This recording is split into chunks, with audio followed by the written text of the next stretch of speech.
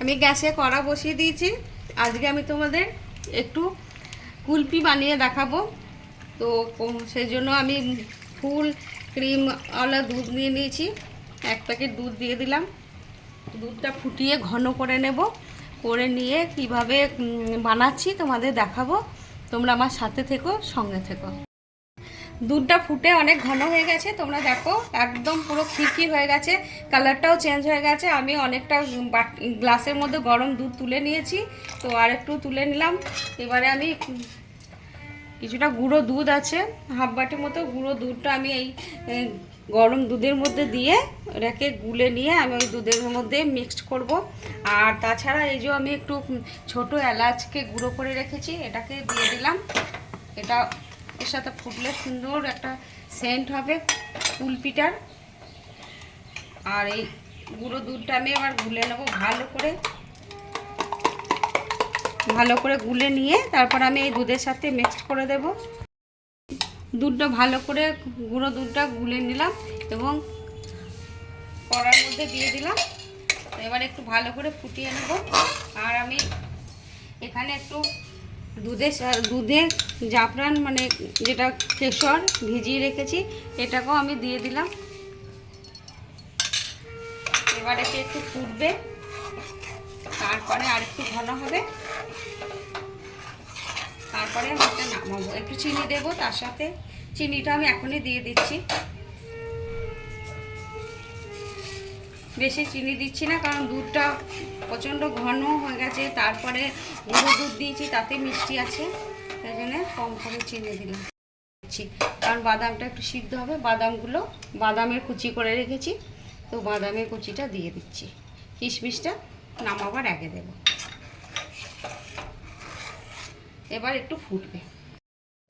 তোমরা দেখো খুব সুন্দর হয়ে গেছে, একদম ঘন হয়ে গেছে ক্ষীরের মতন, আর কালারটাও খুব সুন্দর হয়ে গেছে। এবার আমি কিন্তু গ্যাসটা অফ করে দিচ্ছি। গ্যাসটা অফ করে দিলাম, ঠান্ডা হবে। ঠান্ডা হওয়ার পর তারপরে আমি এগুলোকে সার্ভ করব।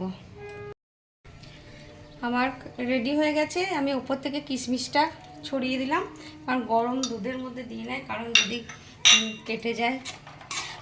এই যে দেখো থিকনেসটা দারুণ হয়েছে। খুব সুন্দর একটা গন্ধ বেরোচ্ছে, সুগন্ধ। যাই হোক, এবার আমি এগুলো এক একে না ভরে নিচ্ছি।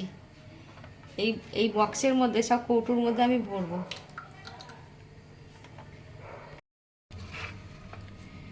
এই যে আমার চারটে ইয়েতে বক্সে আর গ্লাসে ঢালা হয়ে গেছে। এবার আমি এগুলোকে বন্ধ করে ফ্রিজের মধ্যে ভরে রাখবো, 6-7 ঘন্টা অন্তত রাখবো। তারপরে এগুলোকে আমি খুলে তোমাদের সামনে দেখাবো। আমি কুলপিগুলো বের করে নিয়ে এসেছি 6-7 ঘন্টা বাদে পরে। তো এবারে আমি এগুলোকে দেখি কীরকম কি হয়েছে, বের করতে পারি কি না। মনে হচ্ছে তো বেরোবে। একটু জলে দিতে হবে, জলে থাক। আর এইগুলোর মধ্যে না আমি কাঠি দিয়ে দিয়েছিলাম, তোমাদের ওটা দেখায়নি। এই যে বাহ, কাঠি দেওয়ার জন্য এটা উঠে গেল। আমি জলে ভিজিয়ে রেখেছি তাছাড়া। এই যে এটা উঠে গেছে। খুব ঠান্ডা, হাতটা একদম আমার ঠান্ডা কনকন করছে।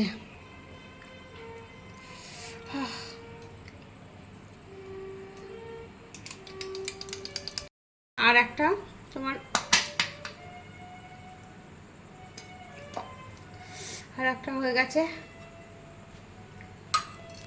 আর একটা আছে। এটাকে আমি বের করি। একদম টাইট হয়ে বসে গেছে। এই যে আমার সব থেকে বড়টা হয়ে গেছে। এবার আমি কাটবো, কেটে তোমাদের দেখাবো।